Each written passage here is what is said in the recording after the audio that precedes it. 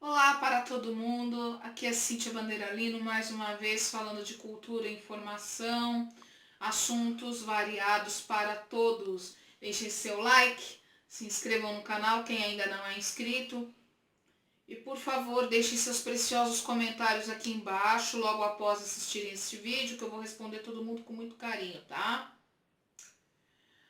E aproveitando o ensejo, sempre que tiver enquetes no espaço comunidade aqui do canal, por favor participem, é muito importante. Sempre os temas mais votados vão primeiro para o ar aqui no canal. Meus amores, hoje não farei o programa sozinha, estarei com um convidado bacana que já esteve aqui outras vezes, debatendo um assunto por demais sério. Aliás, são vários dentro da lei. Fiquem comigo, daqui a pouquinho nós voltamos. A vinheta, por favor, pode vir.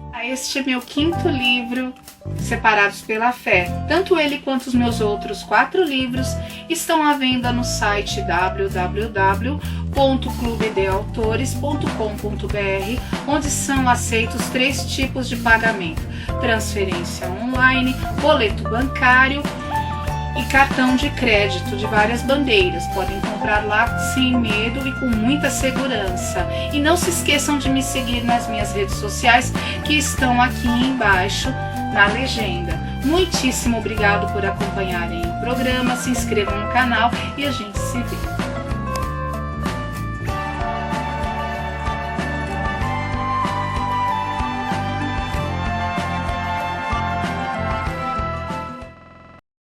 Pois é, pessoal, já estou de volta com o nosso convidado de hoje, o advogado Luiz Fernando Janeiro, que bate o cartão aqui no programa. Isso aí. Terceira participação dele no programa, terceira.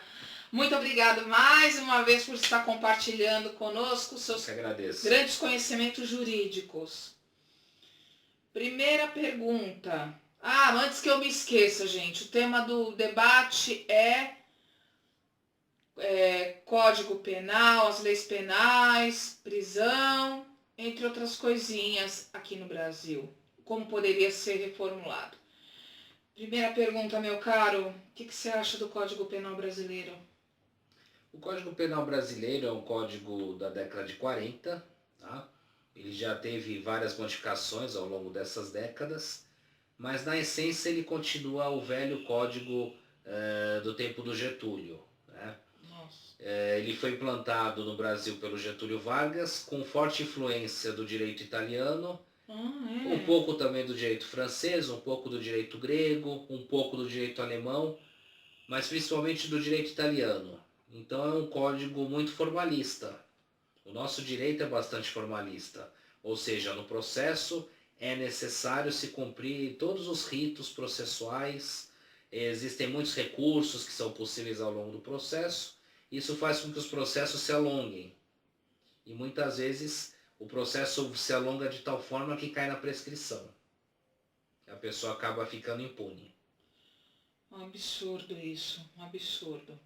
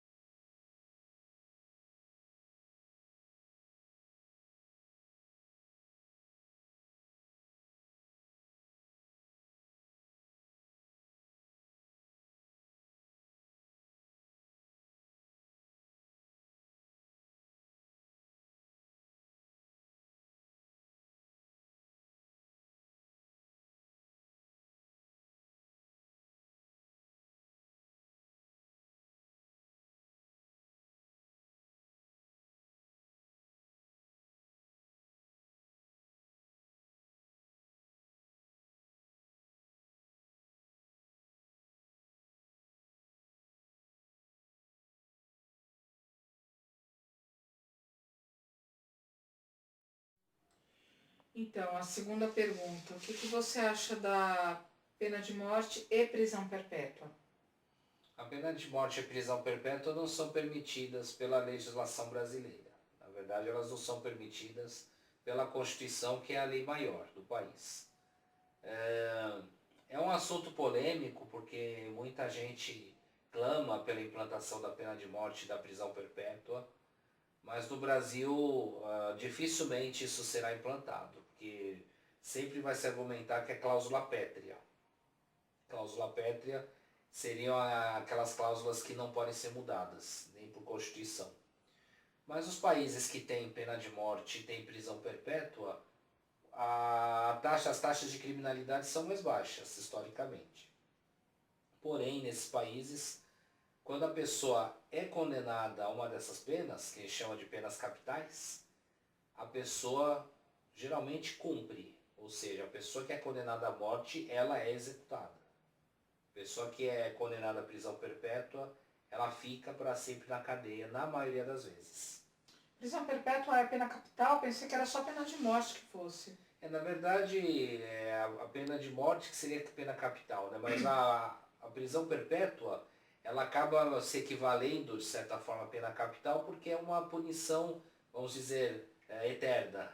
Aham. Você acha que no Brasil seria o ideal?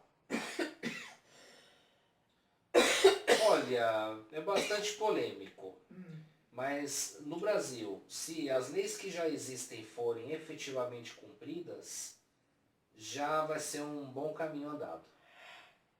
Entendo. E o que que você acha das saídas temporárias? As saídas temporárias existem como uma forma de propiciar ao preso uma melhor oportunidade de ressocialização.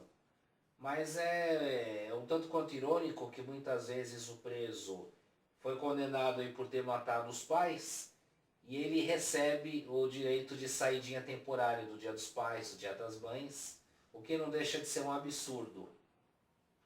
Mas é a nossa legislação, é o sistema que nós temos e é difícil mudar. Ridículo. Mas já está tendo mudanças, né? Ridículo, isso aí. Alguns juízes já têm trazido para o Brasil institutos de execução de pena do exterior, como foi o caso, por exemplo, do Sérgio Moro nos processos contra o Lula.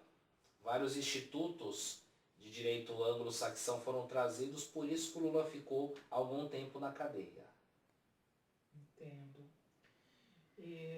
Os presídios japoneses, eles têm um modelo bastante interessante, que lá todo mundo é obrigado a trabalhar, é um preso por dormitório, tem que usar uniforme. E o que você acha desse modelo de prisão do Japão? E seria interessante trazer esse modelo para o Brasil? Seria interessante, de certa forma, trazer esse modelo para que o preso se arrependesse efetivamente do crime. Então, seria um regime muito mais rigoroso do ponto de vista da imposição da disciplina. Mas é o que eu falei há pouco, né? Existem muitas dificuldades para se implantar esse tipo de presídio aqui. Alguns governadores falaram, tensionaram nos seus programas de governo de privatizar a operação dos presídios. Isso gerou uma polêmica imensa. Mas vamos ver o andamento das coisas. Se você tivesse poderes para construir um presídio, seja ele feminino ou masculino, como ele seria na infraestrutura, como seria o uniforme, como seria a disciplina, como que seria um presídio se você mandasse? Olha, é uma discussão ampla, porém eu procuraria fazer com que o presídio tivesse as condições, as mínimas condições de conforto, não conforto no sentido de luxo, conforto no sentido de dignidade para que a pessoa cumpra a pena. Que todas as celas tivesse colchão em bom estado, né? Tivesse arejamento, iluminação, mas sempre lembrando que seria um estabelecimento prisional. Então seria um conforto no sentido de dar as condições de dignidade para a pessoa cumprir a pena. não significaria que seria luxo. Entendo. E qual seria a melhor forma de combater as facções criminosas?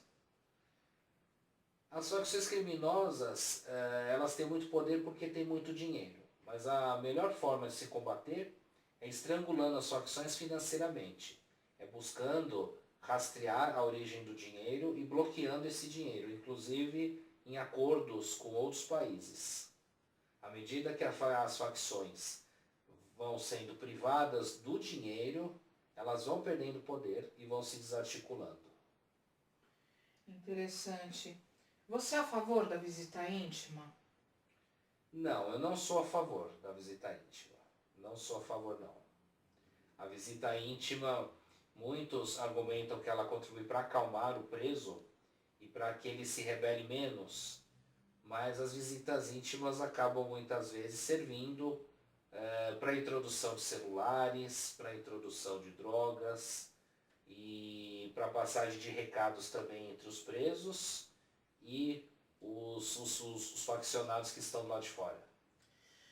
Você é a favor dos trabalhos forçados dentro dos presídios para que o preso pague o que vai comer? Sim, eu sou a favor, sim. Eu sou a favor. Nos países em que existe esse sistema, o preso tende a se arrepender muito mais dos crimes e a se ressocializar de fato. Interessante. Se você pudesse mudar a lei no Brasil, você seria a favor da prisão perpétua e da pena de morte? Sim, eu seria sim. Seria. Em que casos, no caso da pena de morte? Eu acredito que dos casos mais graves, dos homicídios triplamente qualificados, dos homicídios por motivo torpe, tá? No tráfico internacional de drogas também. Sei. Existem países em que o tráfico de drogas é punido com a pena capital, por exemplo, nas Filipinas. Na Indonésia também. Na Indonésia também. Eu não sabia das Filipinas. Na Indonésia, se não me engano, ou é por fuzilamento ou é por forca. Esse detalhe eu também não tenho informação, mas lá ocorre a pena de morte. Sei. O problema da pena de morte, na minha opinião, é quando se executa inocentes, né? É meio complicado.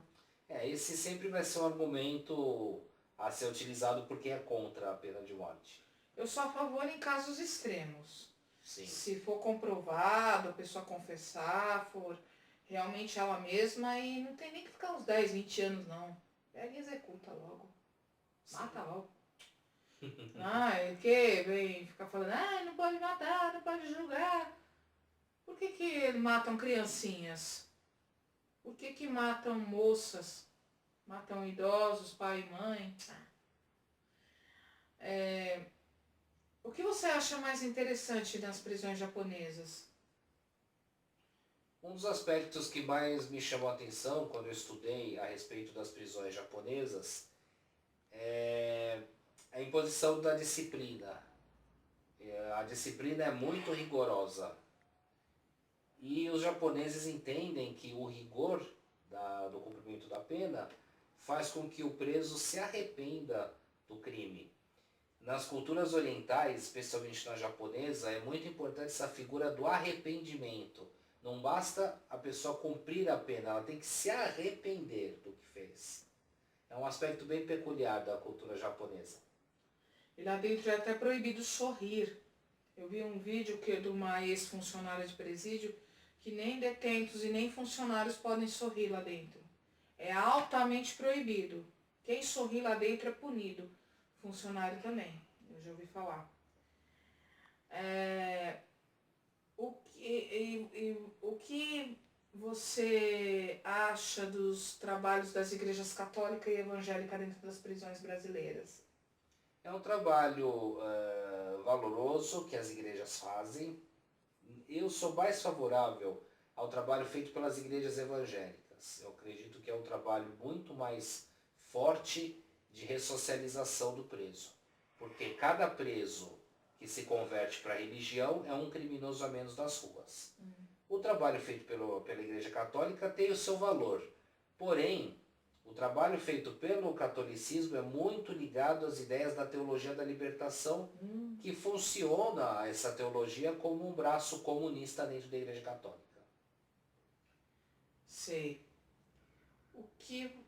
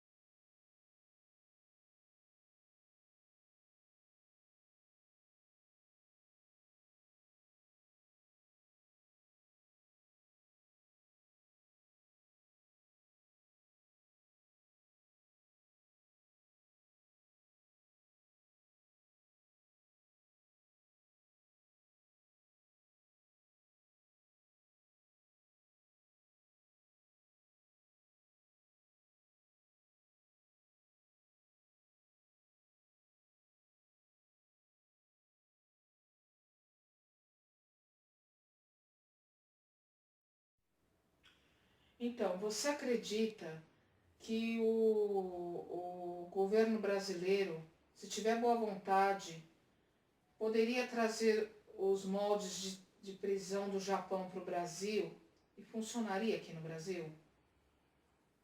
Olha, dificilmente isso seria trazido para o Brasil, até porque haveria muito boicote a essa ideia por parte da esquerda. Porém, se for possível algum dia se trazer a disciplina que é imposta aos presos japoneses para os presos brasileiros, acredito que as chances de ressocialização são muito maiores. Certo. Para finalizar, eu gostaria de que você desse um recado. Se você pudesse falar para os responsáveis pelas leis, pelos códigos, o que você falaria na cara deles? A palavra é sua. Eu falaria o seguinte, para vocês não serem tão hipócritas, porque vocês muitas vezes defendem os bandidos, defendem criminosos perigosíssimos, mas se esses mesmos bandidos atacassem alguém das famílias de vocês, vocês iam querer a pena máxima para esses bandidos. Vocês iriam querer a imposição rigorosa da lei. Então não sejam hipócritas. É o meu recado. Muito bem, Luiz Fernando. Mais uma vez, muito obrigada Muito obrigado, Cíntia, pela oportunidade. Você dispor do seu tempo para nos ajudar, tá bom? E volte mais vezes para falar sobre assuntos jurídicos. Vamos fazer mais debates, tá bom? Muito obrigado a todos. Obrigado a todos que nos assistiram. Aqueles que vão nos assistir depois. Um nosso grande abraço. Muito obrigada, gente. Deixem seus comentários aqui embaixo que depois eu respondo tudo, tá? Não reparem que eu bocejei um pouquinho, mas é que hoje eu levantei muito cedo, tá bom? Não foi por mal. Beijinho, gente. Até mais.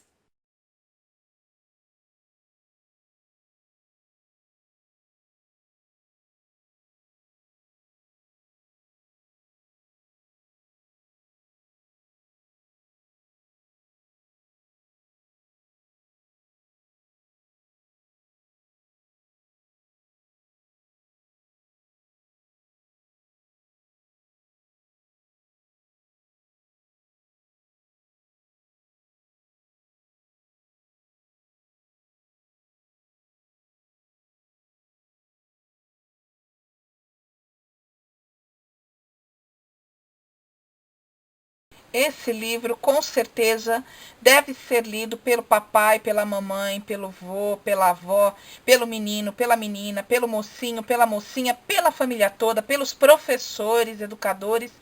Ele se chama Contos Inocentes para Meditar. São 7 histórias que têm mais do que lições normais. são lições de vida. Ele está à venda no site www.clubedeautores.com.br. Eu vou repetir, www.clubedeautores.com.br. Muito obrigado pela audiência e pelo carinho. Estamos aí, estamos juntos. Muito obrigada.